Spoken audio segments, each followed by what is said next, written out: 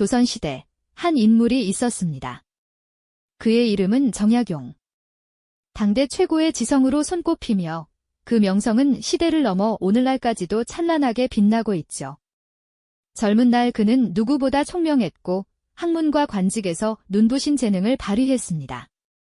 나라의 미래를 짊어질 것이라 기대를 한 몸에 받던 그야말로 탄탄대로를 걷던 인물이었죠.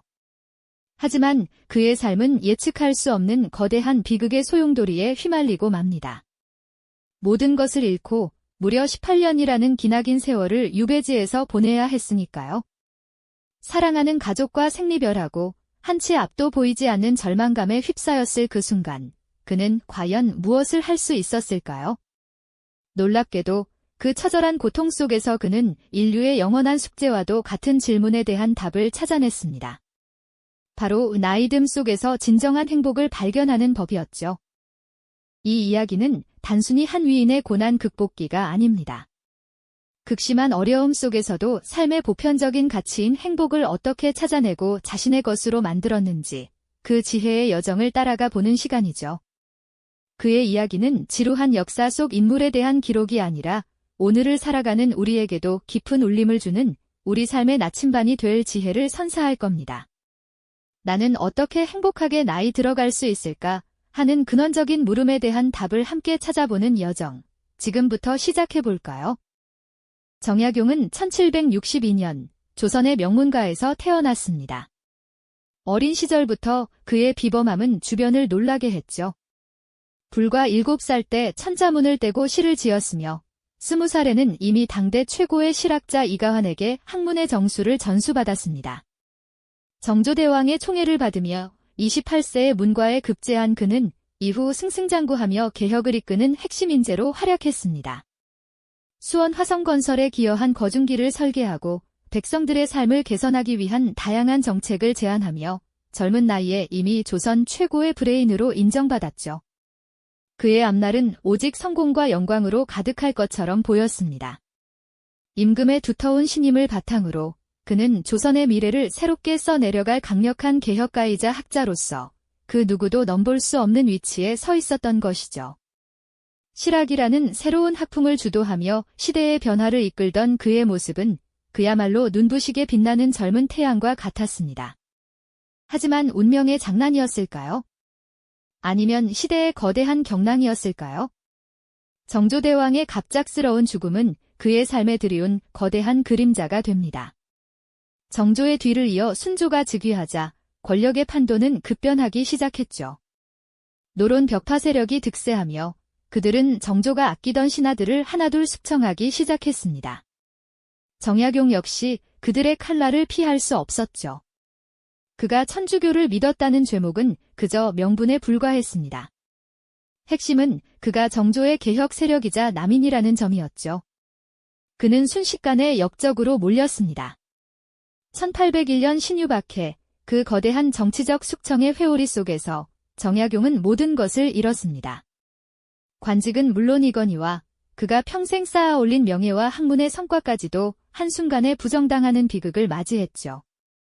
그의 인생은 한치 앞도 예상할 수 없던 나락으로 떨어지기 시작했습니다. 사랑하는 가족들과 강제로 헤어져야 했고 고향을 떠나 머나먼 유배지로 향해야만 했습니다. 그것도 한 번이 아니었죠. 경상도 장기현으로 처음 유배를 갔다가 다시 한양으로 압송되어 취조를 받고 결국 전라도 강진으로 다시 유배를 가게 됩니다. 이 기나긴 유배 생활은 무려 18년 동안이나 이어질 예정이었죠. 모든 희망이 사라진 듯한 절망감, 끝없이 펼쳐진 암담한 현실 속에서 그는 과연 어떤 마음이었을까요? 젊은 날에 빛나는 영광은 온데간데 없이 사라지고 오직 고통과 좌절만이 그를 짓누르는 듯 했습니다. 이처럼 예측 불가능한 운명의 거친 파도 앞에서 그는 모든 것을 빼앗긴 채 홀로 서 있었던 것이죠. 그의 삶은 완전히 뒤바뀌어 버렸습니다. 그렇게 모든 것이 무너진 듯한 절망 속에서 정약용은 낯선 땅, 전라도 강진의 허름한 초가집에 몸을 의탁하게 됩니다. 빛나던 젊은 날의 영광은 온데간데 없이 사라지고 오직 고통과 좌절만이 그를 짓누르는 듯했죠. 18년이라는 길고 긴 유배 생활은 어쩌면 영원처럼 느껴졌을지도 모릅니다. 차가운 바람이 스며드는 초라한 초가에서 그는 밤낮으로 고뇌하며 지난날의 영광을 되새겼을까요? 아니면 끝없이 밀려오는 절망감에 몸부림쳤을까요? 당대 최고의 지성으로 불렸던 그에게 이 모든 현실은 너무나 가혹했을 겁니다. 모든 것을 빼앗긴 채 홀로 서야만 했으니까요. 하지만 놀랍게도 정약용은 이 고통의 시간을 그저 흘려보내지 않았습니다. 물리적인 속박과 정신적인 고난 속에서도 그는 자신만의 방식으로 내면의 힘을 길러나갔습니다. 외부의 모든 것을 잃은 상황에서 그는 오히려 자신의 내면으로 깊숙이 침잠하여 진정한 자아를 발견하려 애썼죠. 세상과의 단절은 아이러니컬하게도 그에게 성찰의 기회를 주었습니다. 강진이라는 작은 유배지는 그에게 세상과 단절된 공간이었지만 동시에 스스로를 돌아보고 학문에 몰두할 수 있는 거대한 서재이자 깊은 사색의 장이 되어 주었습니다. 그는 허름한 초가집에 앉아 밤늦도록 붓을 들고 책을 읽었습니다. 어두운 밤, 등잔불의 희미한 불빛에 의지하여 수많은 경전과 역사서들을 탐독하며 지식의 바다를 헤매었죠. 그의 손끝에서 펼쳐지는 만 권의 책들은 그에게 현실의 고통을 잠시 잊게 해주는 탈출구였을 뿐만 아니라 잃어버린 희망을 다시 발견하게 하는 등대가 되어 주었습니다. 경세유표, 목민심서, 흠음신서와 같은 위대한 저서들이 바로 이 절망적인 유배지에서 피어난 지혜의 꽃들이었으니 그야말로 경이로운 일이라고 할 수 있지 않을까요? 단순히 글을 쓰고 책을 읽는 것을 넘어 그는 유배지 주변의 자연과 깊이 교감하며 삶의 소박한 가치를 깨달아갔습니다. 자연은 그에게 가장 위대한 스승이었죠. 강진의 강물은 묵묵히 흐르고 산은 변함없이 그 자리를 지키며 풀벌레 소리는 밤마다 그의 벗이 되어 주었을 겁니다. 거대한 자연은 그에게 위로와 영감을 주었습니다. 자연 속에서 자신의 존재를 되돌아보며 그는 물질적인 풍요나 명예가 아닌 마음의 평화와 소박한 일상 속에서 진정한 행복이 깃든다는 사실을 어렴풋이 느끼기 시작했습니다. 때로는 유배지 풍경을 화폭에 담듯 글로 남기며 그 속에서 작은 위로를 찾기도 했겠죠. 자연의 아름다움은 그에게 내면의 평온을 선물했습니다. 물론 그에게도 인간적인 그리움과 외로움은 피할 수 없는 감정이었을 겁니다. 사랑하는 가족과 떨어져 지내는 시간은 사무치게 힘들었을 테니까요. 하지만 가끔씩 찾아오는 가족들이나 멀리서 찾아온 제자들과의 만남은 그에게 잠시나마 따뜻한 위로와 희미한 희망을 안겨주었습니다. 인간적인 유대감은 그의 버팀목이 되었죠. 그들과의 대화 속에서 그는 다시금 삶의 의미를 되새기고 학문의 끈을 놓지 않을 이유를 찾았을 겁니다. 제자들에게 지식을 전하는 기쁨도 컸을 테고요. 비록 몸은 갇혀 있었지만 그의 정신만은 자유롭게 학문의 세계를 유영하며 끊임없이 사유하고 또 사유했죠. 그의 지성은 결코 멈추지 않았습니다. 이처럼 정약용은 유배라는 극한의 상황 속에서도 좌절하지 않고 오히려 이를 학문적 성찰과 내면적 성숙의 기회로 삼았습니다. 역경은 그를 더욱 단단하게 만들었습니다. 그의 육체는 고통받았지만 그의 정신은 더욱 단단해지고 깊어졌습니다. 물질적인 풍요가 사라진 자리에는 정신적인 풍요가 채워지기 시작했죠. 세상의 명예를 잃은 대신 자신만의 진정한 가치를 찾아가는 여정을 시작한 것입니다. 그는 절망의 땅에서 만권의 지혜를 품으며 깊은 깨달음의 씨앗을 조용히 심고 있었습니다. 이 시기는 고통 속에서 피어난 인내와 희망, 그리고 학문에 대한 깊은 몰입이 공존했던 그의 인생에 있어 가장 중요한 전환점 중 하나였을 겁니다. 그의 인생에 있어 가장 중요한 전환점 중 하나였을 겁니다. 그렇습니다. 세상의 모든 것을 잃었다고 생각했던 유배지에서 그는 오히려 이전에는 미처 깨닫지 못했던 진정한 삶의 가치와 지혜를 발견하기 시작했죠. 물질적인 풍요와 사회적 명예가 사라진 자리에는 정신적인 풍요가 마치 마르지 않는 샘물처럼 차올랐습니다. 절망의 깊은 골짜기에서 피어난 인내와 희망, 그리고 학문에 대한 깊은 몰입은 다산 정약용의 내면을 단단하게 벼려냈습니다. 이제 그는 고통을 단순히 견디는 것을 넘어 삶의 본질을 꿰뚫어보는 통찰의 도구로 삼았죠. 자신을 올가매던 모든 속박에서 벗어나 그는 오로지 학문 탐구와 사색에만 전념할 수 있었습니다. 텅 빈 유배지에서 그의 붓끝은 멈추지 않았고 수많은 저서들이 마치 밤하늘의 별처럼 빛나기 시작했습니다. 다사는 그곳에서 새로운 세상과 만났죠.